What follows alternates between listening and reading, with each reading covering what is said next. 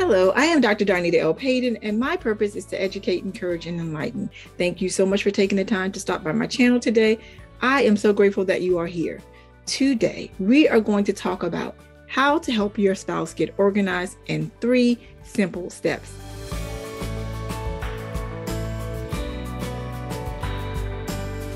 Step 3, be patient and show grace.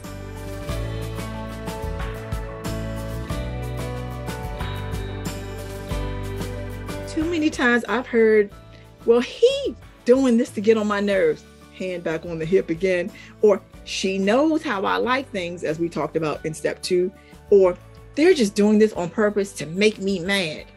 2 things about that. If your spouse is doing something on purpose to make you mad, perhaps you married the wrong person, or there's some time for some marital counseling or something, because hopefully your spouse is never intentionally trying to cause distress in your marriage.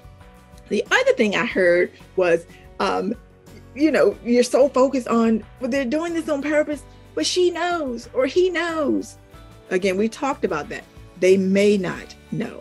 And after this conversation, they will know, so you can hold them accountable. But let's be very clear on blaming somebody else for how we feel. You can say, when you did that, I reacted this way, but we take ownership for our own emotions. And then finally, if you find that your spouse is on board and you all have been trying, but they're struggling with the new system, and the beverages are on the counter and the onions are on the beverage shelf, again, don't come from me about those onions. It's okay to give that gentle reminder that you've already set in your new system. You're not going to berate and you're not going to nag. You're going to gently remind your spouse, again, because you've agreed on this, by saying, what a great job you're doing. Again, only if they're doing a great job. If they're not doing a great job, again, we're not going to lie to your spouse. No. But you want to offer support if they're not, and see where they're struggling. So maybe if that's an area that you're really good in and that's your skill set, you can help them. All right. I said already, changing habits takes time. It takes a lot of patience and it takes a lot of grace. And because that's what we're talking about, that's what you're going to do. Grace and patience needs to abound. Remember, we're trying to implement a new habit, and that means that we're focusing on changing their BLT, their behavior, their language, and their thinking. Remember, they've been with these habits for a lifetime, so it will take some time for them to overcome them. And we want to show grace and we want to show patience because they've been used to doing this.